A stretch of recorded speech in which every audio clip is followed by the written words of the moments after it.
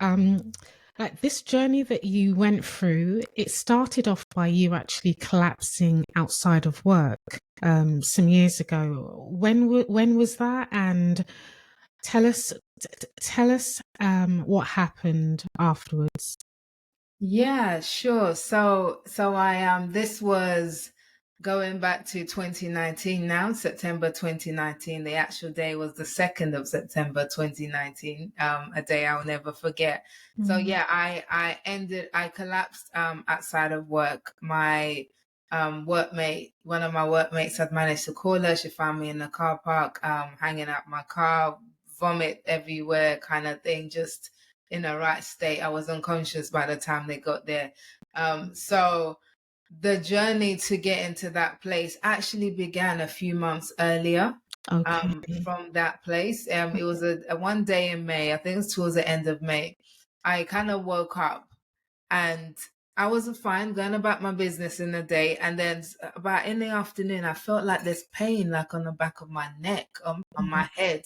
It was just like this throbbing pain that came out of nowhere. It was just hurting that area. I'm like, what is this? Did I sleep wrong? Did I twist my Mm. neck while I was sleeping? And then I'm like, if that was the case, then that pain would have come as soon as I woke up, not hours later, Mm. so I just did what most of us do when we have any kind of pain. I found some painkillers, I popped them, I thought maybe this will help.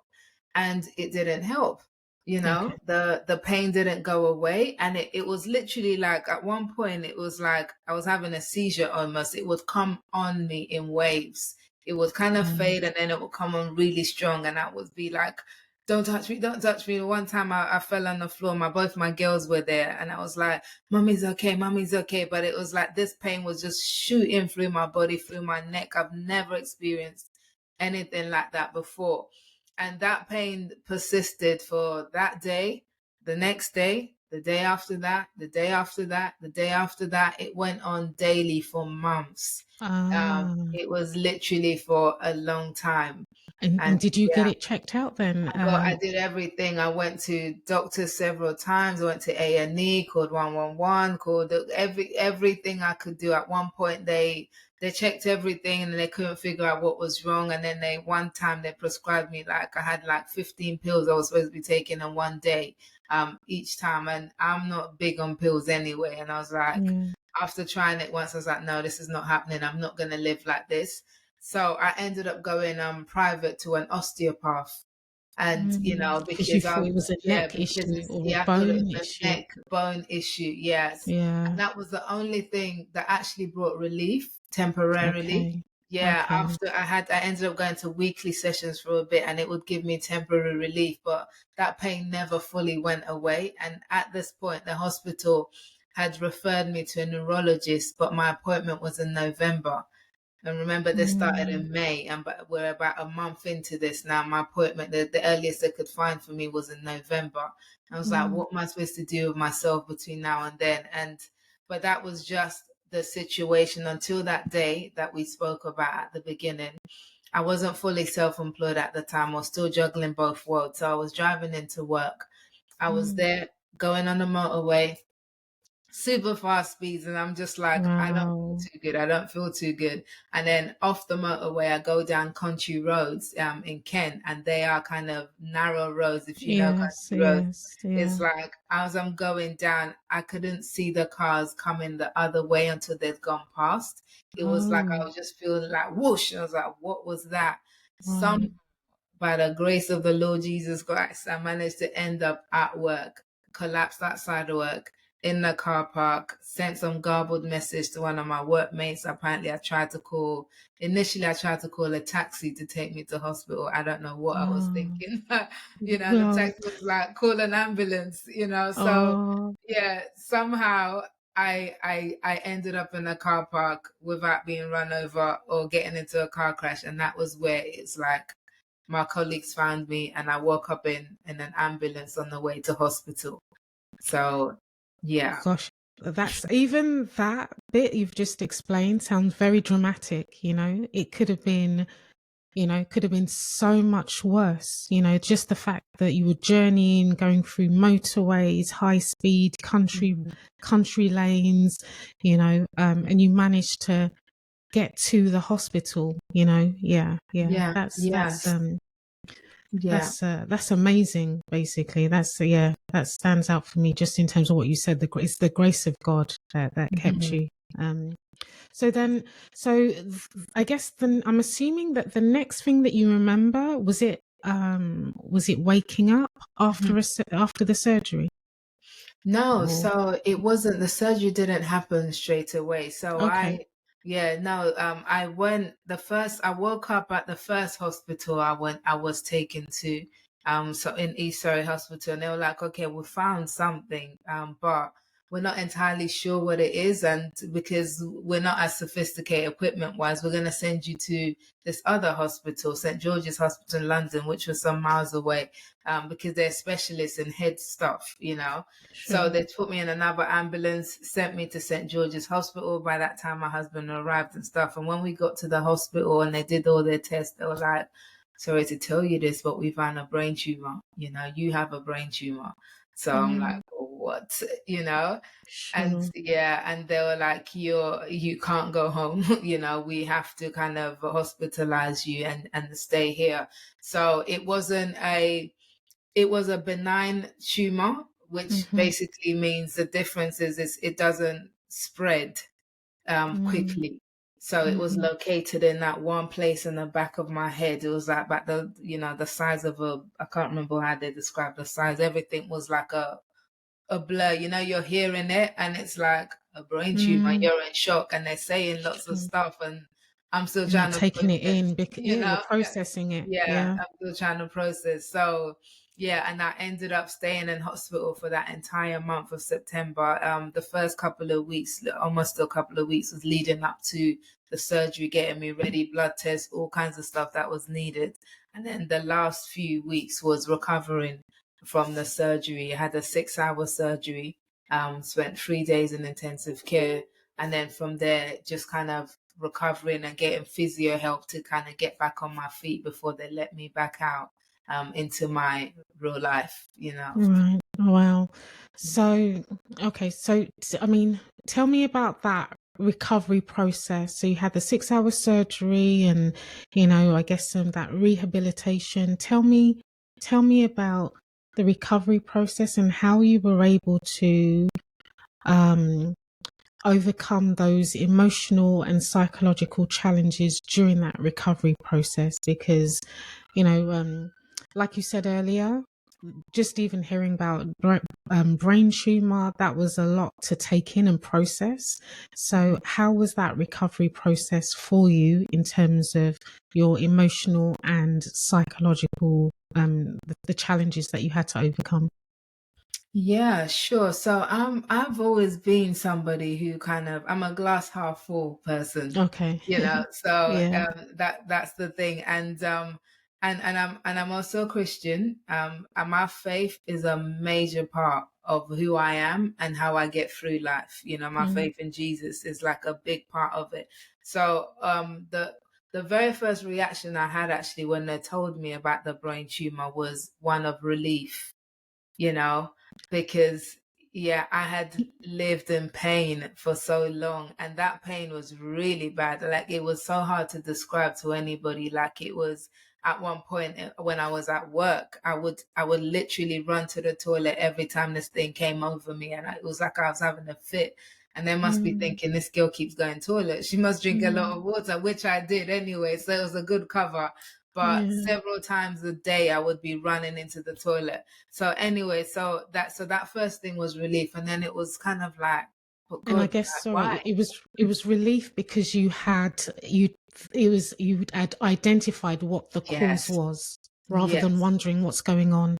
yes, yeah. Because a lot of the frustration of the whole being medicated is that whole thing of I was like, I don't want these 15 pills because you're trying to treat Sure. a symptom. You're not Treating the giving me the cause. cause. I want to know the cause. Why is my Yes. head hurting? Why is my neck hurting? Yeah. What Yeah. is going on? So that gave me the answer that I'd been looking for months. So it was Mm. like everything's okay now. And then it was, so that was the first reaction. Then the second thing was like, why? And then obviously there's well, not all of us, but that the next question is like, but why, Lord? You know, Yeah. like Yeah. why me? Why a brain tumor? Why this? Why, you know, and still it's like, I never got an answer for the why, but I realized afterwards the why doesn't matter. You know, it's Mm, not the why, it's what you make of it. Adversity happens to all of us, whether you're Christian or not, it doesn't matter. We're going to go through true. life and we're going to go True. through things in life. It's like, how do you respond when adversity hits? Not if Mm, it hits, but when. Because mm-hmm. every single one of us will go through something, maybe not as traumatic as a brain tumor, but we're going to go through something. And it's like, now is the opportunity for to really see what you're kind of made of, you know. Yeah. So funnily enough, like when I first got to the hospital and I journal and stuff, and I was talking to God about it, and it's like, I was like, why is this happening? Like how should I react to this? And one of the things that I felt really strongly was, okay, was like this whole idea of like, he said, like, rest, Mildred, Okay. rest. Okay. Like, That's interesting. Yeah. yeah. So I'll give you a little snapshot of my life before then. I was mum of two, busy Yeah. mum of two girls. My kids were, at the time, my oldest was about to start school, so she was 4 and my little one was 3. And then I got my husband at home. I was running a business on the side and working full time. My life Mm-hmm. was full on. You know, it was busy. So this was like for the first time in a long time that I actually got to do nothing, you know. Mm. And I was, in the first 2 weeks leading up to like the operation, the surgery, I was in hospital that, and I love the doctors and nurses at St. George's Hospital. I'm bigging Mm. you guys up. They took such good care of me. Like Oh. 3 times a day I was getting meals served. You know, And at home I cook the meals 3 times a exactly. day. So that's one example of the rest during that period. Yeah, exactly. You know, and so like that perspective really shifted that first 2 weeks, which could have been, I could have spent that time worrying or like what's gonna happen Yes. and Yes. all Yeah. of that kind of stuff. But I was like, you know what, I'm actually gonna rest. I'm gonna enjoy the Mm. rest period and I'm gonna rest. And that's what I did for those first 2 weeks, you Brilliant. know. And that's because that's what you felt God was saying to you at that time. And Yes. you, yeah, okay. Oh, that's Yeah, brilliant. yeah, Yeah. definitely. And perspective matters a lot in life. How you approach things. As two people can go through the exact same thing, but the difference Yeah. is how you view what you go through. You know, True. so I Yeah. could definitely have sat there and felt like, oh my God, I think 101 thoughts about, oh my God, I'm gonna die, or am I gonna Mm, die, or what's gonna happen, all of that. And not to say that there wasn't any period where I was like, what is happening, you know. And actually that came more after the operation, because as well, I've always been like an independent person. I'm like a get up and go kind of thing. I'm going around, I'm doing things, I'm living life. I'm not sitting down watching EastEnders, you know. I got things mm. to do. So after the surgery, I'm there trying to get up and go again like Mildred normally could, and I couldn't. And Sure. that's when it really hit home that something major had happened, because, like, I'm trying to walk and my legs don't want to come with me. Wow. So Yeah. I'm ending up on the floor. And Mm, 1 minute I'm talking to you, the next mm. minute I'm waking up from talking to you because I've blacked out Right. and I Yeah. don't remember what's happened in the last 2, 3 minutes because I'm just gone, you know. Mm, So it's like all of these things where I lost control of myself, and that was scary for a season. You know, it was scary and it was upsetting, and it was like, what is going on? I don't understand, and how can I get back to being me again? And mm, that mm. was the journey that took a long time. Well, not a long time, because my doctor always said every time he saw me, my surgeon's like, you're doing so great. You know, you're Sure. like ahead of where we think you should be. But You to know, you, it was a to long me, time. it took a Yes. long time. To me, Yeah. it took a long time, Yeah. you know. Can I ask you? Mhm. I'm going to go back to when you were asking about why me, Lord. So behind that question of why, was it because you were praying, or you were a believer? What was behind the reason why you questioned why me, Lord? Yeah, so I've been a Christian since the age of 19 is when I gave my life to Jesus. I became a born again Christian, and it's like, and I've kind of walked closely with God, I Mm, would say, since that time.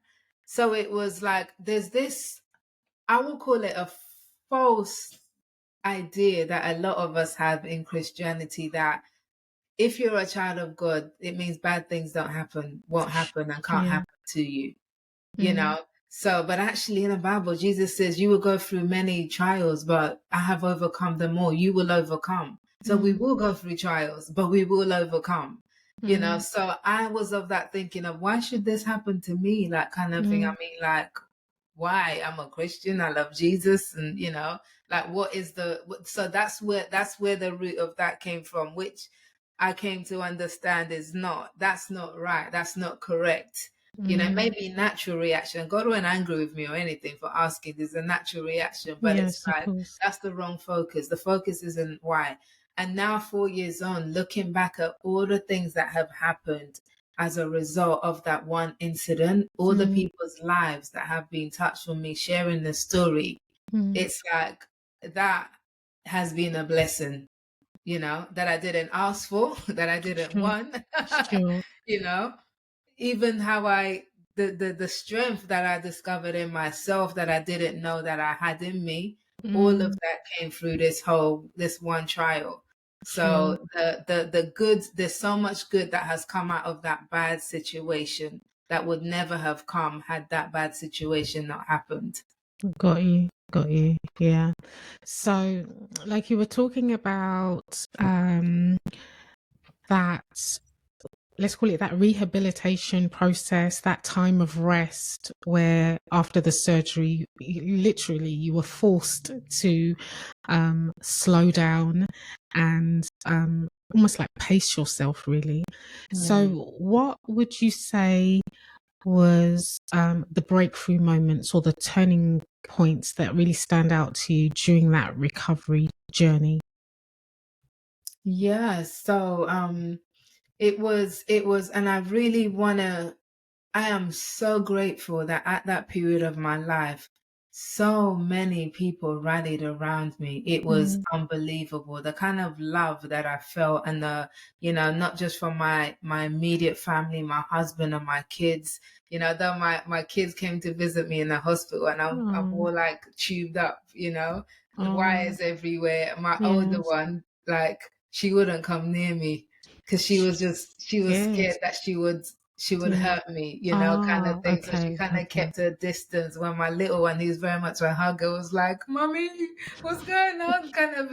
Sure. So, but it was like just the whole way, like everybody, I felt such love and support from my family, my friends, my community. Like my Mm, church group, people came visited, literally my neighbors. Like I had some neighbors who would walk with me because at that time my older one started school and she was going, my little one was in nursery, and the nursery was like walking distance from my house, but this primary school my husband had to drive her, so it was me and the little one.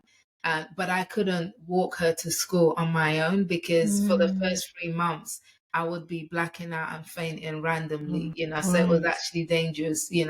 So like I had neighbors who came and took shifts and to walk with me to the nursery. It was like a 3 minute walk, but in the beginning, I could barely make those 3 minutes, Mm, just like getting back on my feet. So, like all of that coming together, it was just, and people who've never prayed in their life before, it's like, I'm praying for you because you oh, have to pull through, yeah. So it was just beautiful how everybody and everyone came together in that season of my life. Again, something that I wouldn't have been so conscious of, just how loved I was had I Mm. not gone through this, something like this. So, um, I can't remember the question you asked me now because I No, went off on my own tangent. yeah, no, that's fine. I think you've answered it. It was really about those standout moments in terms of your that progress during that rehabilitation Yes. journey. Yes, yeah. Okay. There was another standout moment. So about 3 months after this, so this has all happened. I came home in first week of October. So October, November, December is coming up to like the New Year time, and that period is my favorite period of the year. That crossover between the one year and the other. You know, just you're making Mm, like plans for the new year and all sure. that kind of stuff. Yeah. And at this point, I was just about walking properly again. You know, Right. before this, I used to run like I used to do jogging and on a fairly regular basis, fairly fit. And I used to do 5K park runs. And Right. obviously, I hadn't been able to run, for a while. And so Mm, I said to myself, I was like, I want to be able to run again. Like come January, I want to be able to run again. So I think it was my husband who showed me, but I downloaded this app called Couch to 5K. I've done it. Well, I haven't completed it, but Yeah, I've tried it. I'm giving myself yes, away now. yes, that Yeah. thing helped That me yes. massively, Right. massively. Yeah. So literally, I used that app, and within I think it was an 8-week period, however long Yes. the app following the program, I went from barely walking to being able to run Oh a wow. 5K. And that was like such a massive achievement for me. That is massive. Because a few months earlier I was fainting nonstop, and here I was running. And so, yeah, so that is just like, it's that whole thing of you don't quite know what you're capable of until you have no choice but to Sure. do whatever it is, but to show yourself, to conquer yourself, as I posted Mm, about today on LinkedIn, sure. Yeah. Yeah. I feel like giving you a high five, because some people who have downloaded that app, they haven't even completed it. And yet you were able to do that just months after what you went through. So yeah, that's an amazing breakthrough, really. Thank Yeah, that you. just I'll take the shows how high five. Let's do it. yeah, let's yeah, no, honestly, that's amazing. That's amazing. Um, you mentioned about that support system, so your friends and family and how they played that role. So it was things like just even the simple things that meant a lot to you and had that big impact, but maybe not so big to them, like walking alongside you when you're taking your daughter to school, Yeah. praying. Were there other ways that you really did feel that love from your support system? Yeah, so I had friends, like one of my friends, Vida, hey, hey, she used to make me food, Okay, yeah, because after a while I got bored of hospital food, and I'm of like, course. oh, not sandwiches again, not So this. she'll So like bring it. there were She'll other bring it things to she the would cook hospital. and make. She would make me like she's Ghanaian. She would make like Ghanaian rice and chicken and all of this, and it was heaven. So just to eat that stuff, my mom would make me food. I'm Nigerian. She'll make me like Nigerian food because they know that in hospital you ain't getting no culture with your food. No, no, you know, no. Yeah, yeah, yeah, yeah. it was nice for a while, but I'm like, okay, I miss me After a some while, of love for course. something. Yeah, sure. So, Okay. so yeah, they would bring food and things like that. One of my friends, like, because one of my worries when I did end up in hospital was my daughter was about to start school, the oldest one. And I was like, I had all these plans to do her hair and stuff. I'm like, who's gonna do her hair? Because my Mm, husband can't do hair, obviously. sure. So Sure. one of my friends, they live in Hastings and we were in Kent. They would drive down once a week and then she'd come and do both my girls' hair, Oh wow. and Wow. that was just like amazing, Yeah. literally Yeah. amazing. So all of those kind of little things, and then just neighbors checking on me, like just knocking, are you okay? Do you need anything? The church group came down, they brought food as well. So, and they fed my husband while I wasn't there as well, my husband and kids. So people were cooking for them. So home Sure. was sorted so I could truly kind of just focus on my own recovery in Yeah. the Yeah. hospital, which really helped massively. Sure. Okay. So, like, one of the things you mentioned was about how you were still having these blackouts, Mm. even post-op, right? Yeah. So, and I don't know what was causing those blackouts. Did Mm. they, was it explained? And then I guess my second following question is really about how did those blackouts basically get less frequent over time until it stopped? Um, Yes. yeah. Yeah. The blackouts was part of the side effects because the part of where they removed the tumor from is connected to like it was close to like my spine or something like that. Okay. If it had gone any which way the other way, I may not have been able to walk. And Mm, but it's part of that, the part that my brain, but it's not the part of my brain that controls my thinking and all of that. okay. So I was still able to think, to reason, all that. It was my mobility that was affected because that's where Right. it was closer to. So I think the doctor said the blackout is just one of the side effects of it's your body just getting back used to functioning properly Okay. again because this thing's been taken out. There's like it's healing that part of Mm, your body. I still have the scar here, so I touch it to remind myself. But mm, anyway, so it was the frequency of it. It was scary to begin with because I would never know when it was gonna yeah. happen. Like Yeah. like I said, I'd literally be mid conversation maybe, and I was talking slow as well, slower Mm, because my brain is just like functioning again. It took about 3 months until they started getting less and less, but it took mm, 3 months from the time of the surgery till I had the last blackout because I was recording every time it happened. And right. then, yeah, after 3 months, I'm like, oh my God, I haven't had one, I haven't had one, I haven't had Right. one. Oh my God, Okay. they're actually gone. So, yeah, that was as I started to recover, those things would go away. Some of the other symptoms would go away as well that I had. I used to have like tingling sensations all over my legs constantly from the Mm, top to the bottom. Those gradually started to go.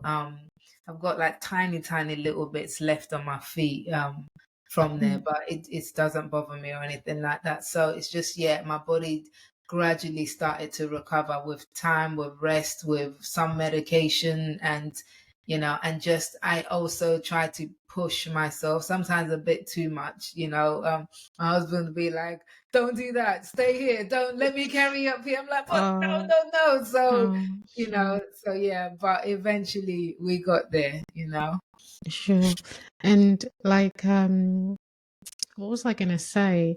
You said something that, okay, I was just gonna say it's just really a remark about it seems like that 3 month period was that big milestone in terms of the symptoms going, generally speaking, and um, almost like back to normal. Would you say? Was Yeah. it that 3 month period in terms of that? Mm. Yeah, that really big Definitely, turning point. yeah. No, it definitely wasn't back to normal, but the worst Okay. symptoms left uh, Right. Okay. after Okay. the 3 month period. Okay. So I remember after that in January, because I wasn't allowed to drive either for a Yes. year, after up to a year afterwards. So Okay. I became a civilian again. I'm like, how do you use Pedestrian. buses? you know so I remember the first time I had to go in January. I had to go back into London from Kent to go and see my surgeon for my first checkup, and it was like that whole journey was just like a really surreal experience. The first time I'd gone that far on my own, Right. since the operation. So there was all this kind of, am I going to be okay? Am I going to faint? Mm, Because I just only mm, just finished fainting the a few right. weeks before that. Yeah. But I was able to kind of make that journey and come Mm, back home in one piece on the train, on the mm, train. So that was like little things became big wins, yeah. so that was a big win. One of the things I couldn't do prior to the brain, the opera, for some reason, I can't sit on the train, like going when it's facing the other way. Right. Okay. Like Okay. it just used to mess with my head for whatever reason. Mm, But after mm. the operation, I found that I could sit like Okay. that, and I was okay. I was like, huh, there's some additional benefits that's with That's this now that I didn't know about. that's it. So it's just that whole thing of finding little reasons to be grateful, and there were plenty. And Yes. we Yeah. always have reasons to be grateful if we take the time to pay attention to that. Yeah. We've got reasons to be grateful every day, no matter what we're going through in life. So Yeah. it was like all of those things became little wins that I can tick off. Oh, today I rode the train again. Whoa, Sure. tick. Yeah. Yeah. So yeah. Yeah. No, that's I mean, like that's even speaking to me about how something so like mundane to many people, like just traveling, let's just say from Kent to London and then being able to travel back by public transport, how that was such a big deal. And it is a big deal. And, but we are often very easily take these things for granted, but they're things that we really should appreciate. So, no, Yeah. it's really, it's a, your story is a reminder of how we should really be appreciative, even in the what seems to be the mundane, everyday Yeah. activities. Yes. Yeah, absolutely. So I was going to ask about how with many, let's just call them survivors, when it comes to recovering from tumor, the removal, how how like they often have worries in terms of it coming back, you know, like when they have their checkups, their periodic checkups. Is this something that you that comes to your mind, and if so or not, how have you dealt with it, how have you approached it?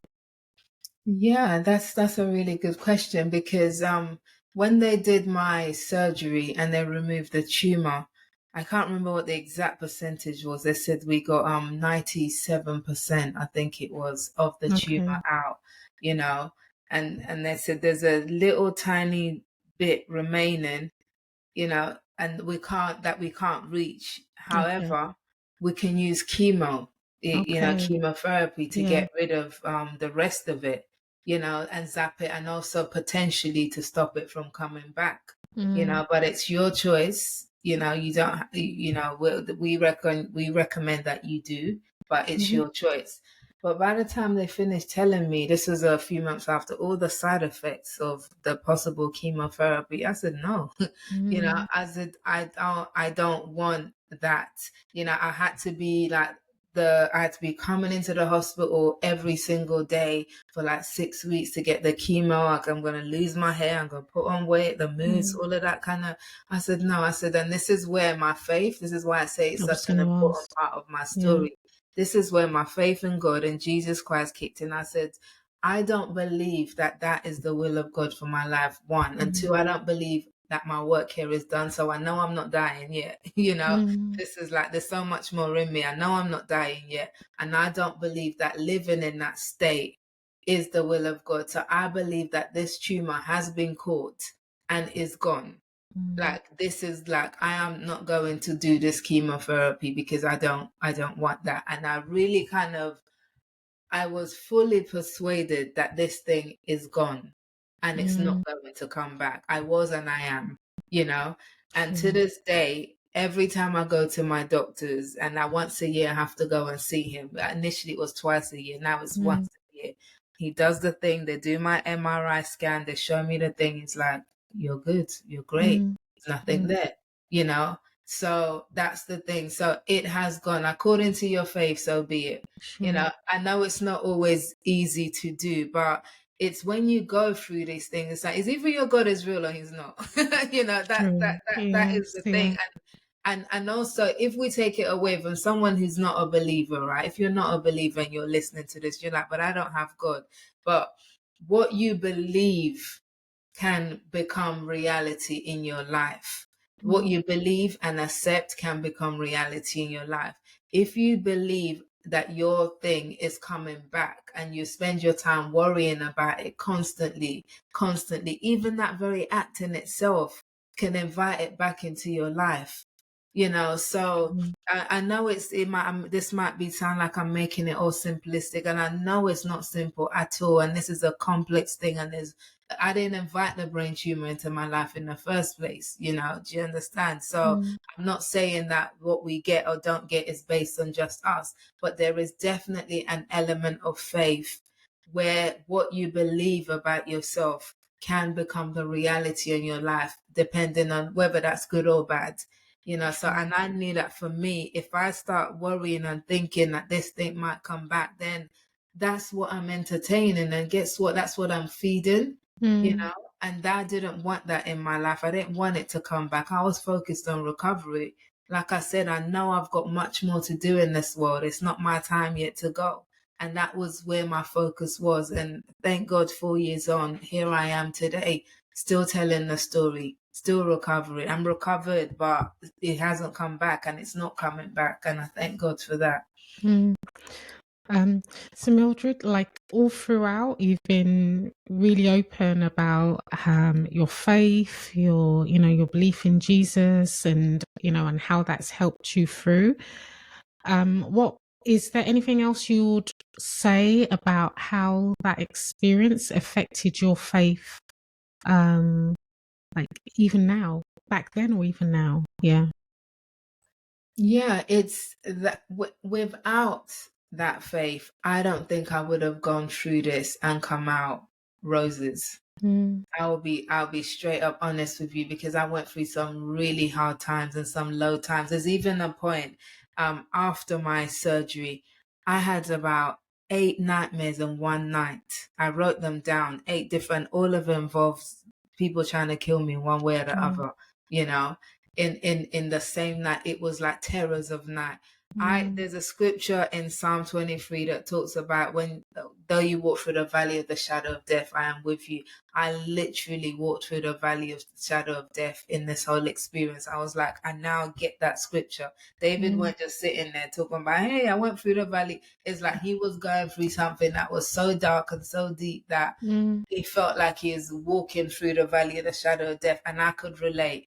There are some really low points in that whole journey. I'm there waking up at 2 a.m. I can't sleep because my head is pounding, because mm, my head's been cut open. It's there. mm, And then there's times I woke up screaming. I'm like, I need more medicine. And nurses have to rush in and inject me with some steroids and all that, because I was in so much pain, and it was hell. There's times I didn't even have the energy to wake up. I'd be lying in bed for most of the day, you know. So, but my faith, or the what got me through this, was the fact that I had faith in Jesus. And this isn't a theory book faith. It's like, literally, I'm like, God, like, what is this? Like, I was journaling, I was talking to Jesus, he was helping me to reinterpret some stuff, and that gave me the strength to come out of this. There are some scriptures that I have that are key to my life. I can do all things through Christ who strengthens me. So when I'm trying to walk and my legs were there trying to collapse, I'm like, I can do all things through Christ who strengthens me. sure. I may not walk the first time or the second or the third, but we're going to use his legs. They will be used again, So all of these things. And that's, for me, that's what got me through this. I could not, other people go through their stuff and they get through it somehow, and that's okay. Everybody each to their own. But for me, without that element of a real living faith with Jesus Christ, I would not have gone through this and come out with a healthy perspective, let's just say. Because even after, as I was recovering, I spent a lot of time watching Channel 5 movies. If anyone knows Channel 5 movies, they're depressing and kind Yeah. of like, yeah, you just sit there and eat and watch people, sadness happening it's like EastEnders. EastEnders is just Doom and gloom. depressing, doom and gloom. So all of that kind of stuff. And for a season, I'm just like feeling sorry for myself. I'm just Mm. gonna sit here, get out of shape, and watch Channel 5 movies. I've got a legitimate excuse to, Yeah, but afterwards, it's like that life in me kicked in. It's like, sure. Mil, You this is shook that not off. you. Yeah. This is not you. Get up out of those grave clothes. Yes. So, Yeah. so yeah, I didn't come here to preach, but But you're preaching anyway. Preach anyway. Go with the flow.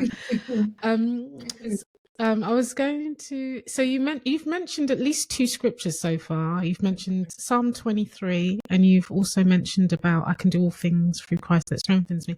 Were there any other key scriptures to you that you meditated on, that you declared during that season, or even now, that you link to that time? there was a song that Okay. got me through this. and Right. and I actually, when I finished, after I got through the whole thing, I like, every time I hear that song I have to change the station, or like, and even to the point, like, I had to blank it out of my memory, because even though it got me through it, Mm, it always takes me straight back to okay. that hospital bed. Right. And it's this song by the version is like this. Oh God, the sin. It's not overwhelming love. I'm gonna remember this after this podcast. Literally, I had to cast this out of my mind. But I am a child of God. Okay. And now, oh, I can't I would sing. hum it with you, That's but I'm you gonna know hold what? back. You don't want me singing on this podcast. Singing is not, one of my gifts. Is Okay. that I'm no longer a slave to fear. I am a A child of child of God. God. I'll put it in the show notes. Yes, that song. And Yeah. there's a particular version by this guy. I can't even remember his name. It's a raspy voice, but there was that version. That song I played over and over and over and over. I don't know why it was that song. I don't know what it meant, but that ministered to me big time in that whole month of the hospital. So much so that it became such a part of me. I could not hear that song afterwards without going straight back Of into the course. hospital room. So I stopped Sure. listening to it for a while, but that got me through as well. Just those at night time I would play it, and sometimes I'd cry myself to sleep because it was just like sometimes I couldn't sleep because it was really difficult to sleep when everything's hurting. So yeah, so there's all of that. It was just having that active relationship with God, journaling some stuff down. I didn't always get an answer. I didn't always hear back. Sometimes I'd write stuff and I'm like, ask God questions and I didn't hear anything straight away, but I just had this peace that God was with me in this whole thing, that I was going through the valley of the shadow of death and he was with me. That was the peace that I had throughout the whole thing. I had peace, that's where that came from. So, oh gosh, after all that's happened, all that time, what would you say are the key things that you learned about yourself? I guess Wow. because I'm sure there were some surprises along the way, but also, yeah, just there's definitely would have been learnings about you as an individual. Yeah, no, definitely. There's learnings. There was learnings about me, but it's also on a wider Mm, basis as well. At this whole thing of if you would have said to me, Mildred, you can go for a brain tumor. You can have like a 6-hour surgery, spend 3 days in intensive care, blackout for 3 months, learn to walk again over 8 months and drive and all of that kind of stuff. You can do it. I'll be like, no way. mm, Like, no way. Like that. Don't give that to me. I can't handle that. sure. I watch these movies when they torture someone, like to give up the secrets, like torture. Right? And I'm like, these people are brave. The first pin they poked me, I would have given up everything. You'd have disclosed it. Exactly. I'm like, take it all. I'll tell you all the secrets. Yeah. So it's like, but to then have gone through such hardship physically and Mm, recover from it is something I knew I had some resilience, but I didn't know just how much how I had in much? me. Sure. And I think that's the same for all of us, that you just don't know how strong you are until you go through something that requires you to be strong. True. True. So that's one of the learnings. I was like, wow, that's amazing. And then also what it also allowed me to do coming out of that is, as I said, I was kind of all go, beyond that, and then goes like use this time to rest. And then so it's like, how do I implement rest as a part of what I do on a regular thing? And Mm, by rest, I don't just mean falling asleep, but it's kind of one of the things is like the word is for me is like I read it in a book. I can't remember what the book was, but about creating margins in your life so that you're not full on. So the idea of margins is it's like if you have a lined page, you have mhm. this page, Yeah. there's margins on the side. So Yes. you write in the middle, but there's space on the side. So Mm, this idea of like, it's like most of us, we live in a place where we have no margins. Our life is full on. mhm. So if someone has a need, for example, we can't stop and meet that need because we're busy. We're going from this appointment to that one. We're doing this, we're doing Yeah. that. And that was me, busy, you know. After Mm, that, I learned slowly over the years. It took some years, but I learned to put boundaries. I run my own business, so I've learned to put boundaries in my business, which allows me to have margins. So it's I don't do meetings before 10 o'clock, for example, is one of them. I don't do evening sessions. Wednesdays are me days. I have on my own, to do whatever I want, go cinema if I want to. Fridays are me and my husband, we have our date days, while the kids are at school. Like that kind of thing is like putting boundaries in place Sure. so that you can live life at a And have better that quality, balance. Yes. a much better quality of life. And that's one of the outcomes that's come out of this whole experience that I'm really grateful for as well. Mm. And I think you've really said it already, but if you can just really share how this experience has actually changed the way that you view life now, yeah, that would be good. Yeah, it's I've always been somebody who kind of, I think that life is too short. I always say life is too short to do a job that you hate, So I've Mm, never done a job that I hate for very long at all, rarely in my entire career. We spend so much of our lives at work. You can't afford to be spending every day doing things that you don't love, things that are not in your purpose. I Is there a agree. season where you're going to have to do something you don't like, whether, to get through it, to pay the bills or whatever, for a season, support your family? Yes, okay. But that should not be your everyday forever, Mm, mm, So that whole thing about just kind of really knowing that tomorrow is not promised to any one of us. mm, You don't know. And this is not to walk around feeling paranoid, like, oh, I don't know if I'm going to die tomorrow. I'm going to get brain tumor tomorrow. It's not that. But live life with urgency, knowing mm, that you only have today. Make today count, mm, and then if you wake up again tomorrow, that's a fresh today. Make that day count. And the day mhm, after, make it count. Don't invest time, energy, effort, resources, and things that don't have eternal value. Don't also spend your time, doing things that you don't love, that are not according to your purpose. Like, make today count. So that's like a big message that I would love to get out there. It's so you don't have to have a brain tumor to realize how important life is, but your life matters. And today's the mm, day to start making it matter. If it already isn't how you want it to be, those dreams that you're putting off for when you retire at 70 or whatever, bring them forward, because you mm. might not get to 70, you know? True, true, So true. yeah, I don't want to end on a downer, but No, no. but Yeah. S- So, all right, with let's close with this, she says. If someone's going through a similar adversity, what would you like to say to them? Because I know you're very, like, one of the things I've picked up from your post on LinkedIn is how you offer to, support people, and who are going through something similar. So if someone is going through something similar, what would you like to say to them that you feel could help? Mhm.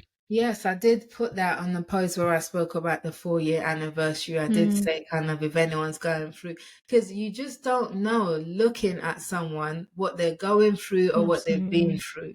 Yeah. So we really do have to have compassion and kindness towards each other. You just don't know what people are going through. So if you're going through something right now and you're listening to this, the very fact that you're still here means that you are a champion, that you are a warrior, that you have Mm, got this, you can do this, you can get through this. There have been many, many people. I'm not the only one who survived something as traumatic as a brain tumor and went on to live and live even fuller. You can do the same. And I'm absolutely 110% praying for you, rooting for you. You've got this, you can do this. yeah. So yeah. Thank you, Mildred. I think on that note, we will end it here. So thank you so much, Mildred. You've really been a blessing in terms of how you've freely spoken about your journey and how, yeah, it's almost like there's been no bars, you've just given, and I can see that you've really wanted to share and say it all because you want to be open, you want to be able to encourage others, you want someone people, you want them to really draw from your experience so that they know that they're not alone and that they could come out on the other side just like you have. So thank you so much for that advice and that sharing. You've really been a great guest on MaryLayo Talks.